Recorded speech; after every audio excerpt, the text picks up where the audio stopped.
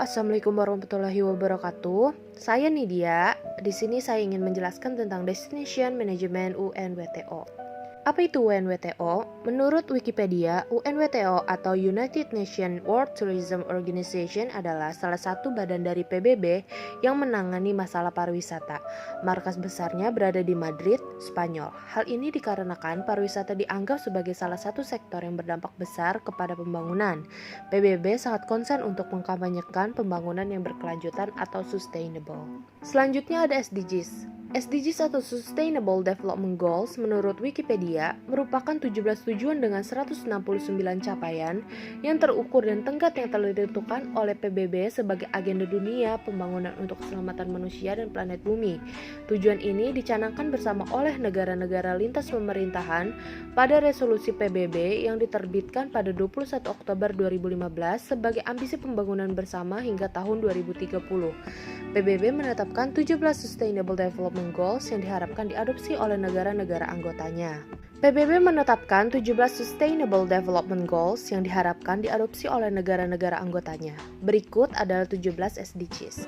Yang pertama ada No Poverty atau pengentas kemiskinan, yang kedua ada No Hunger atau hapuskan kelaparan, yang ketiga ada Good Health atau kesehatan dan kesejahteraan, yang keempat ada Quality Education atau pendidikan yang berkualitas, yang kelima ada Gender Equality atau kesetaraan gender, yang keenam ada Clean Water and Sanitation atau air bersih dan sanitasi, yang ketujuh ada Renewable Energy atau energi yang terjangkau dan bersih, yang kedelapan ada Good Jobs and Economic Growth atau pekerjaan yang layak dan pertumbuhan ekonomi, yang kesembilan ada Innovation and Infrastructure atau industri, inovasi, dan infrastruktur.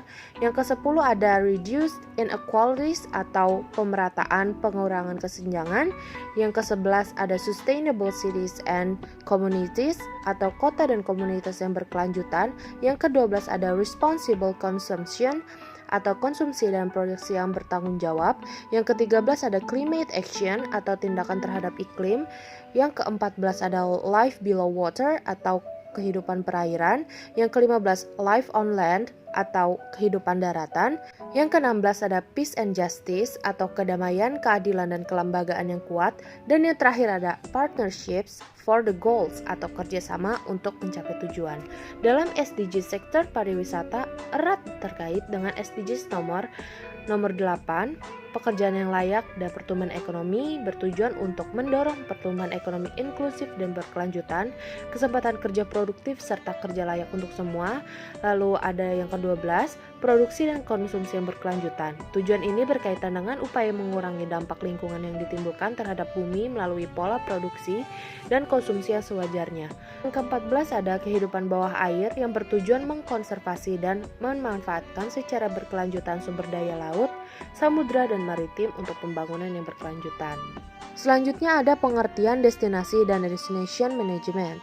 Tuo Hino dan Konu 2014 menyatakan bahwa pengertian dari destinasi adalah area geografis sebagai lokasi yang dapat menarik wisatawan untuk tinggal secara sementara yang terdiri dari berbagai produk pariwisata, sehingga membutuhkan beberapa prasyarat untuk merealisasikannya. Lalu menurut UNWTO, destinasi wisata adalah ruang fisik dengan atau tanpa batasan administratif di mana pengunjung dapat tinggal menginap dan merupakan satu klaster barang dan jasa dan kegiatan serta pengalaman dalam value chain dan unit dasar pariwisata. Lalu destination management atau manajemen destinasi wisata adalah manajemen semua elemen yang membangun destinasi wisata, attraction, amenities, access, marketing, and pricing. Lalu Smart Destination ditopang oleh 5 pilar yaitu tata kelola, inovasi, teknologi, aksesabilitas, dan keberlanjutan.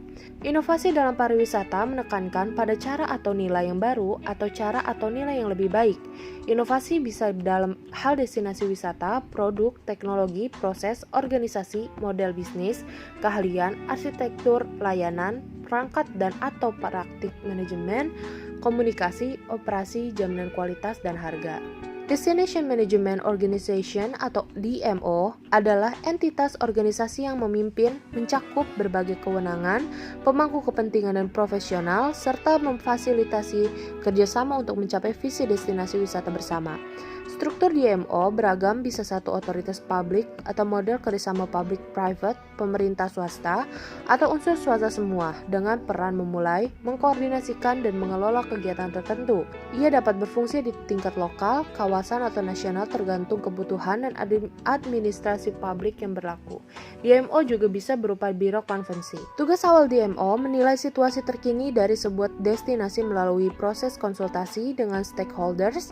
Tujuan utamanya adalah membuat peta jalan atau roadmap dan memformulasikan strategi agar destinasi wisata dapat beradaptasi sesuai kebutuhan, kompetensi, dan prioritas.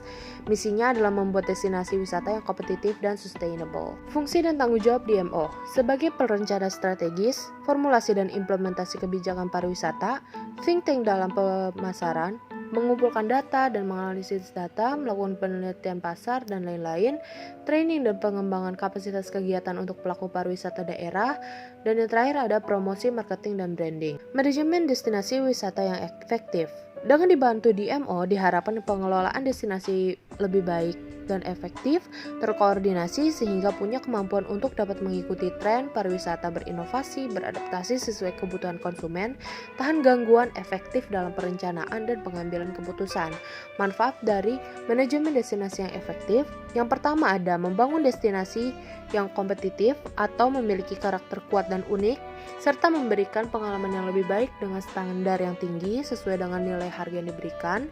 Lalu yang kedua ada memastikan keberlanjutan, yang ketiga ada memperkuat tata kelola kelembagaan, dan yang keempat ada menghindari tumpang tindih dan kesenjangan.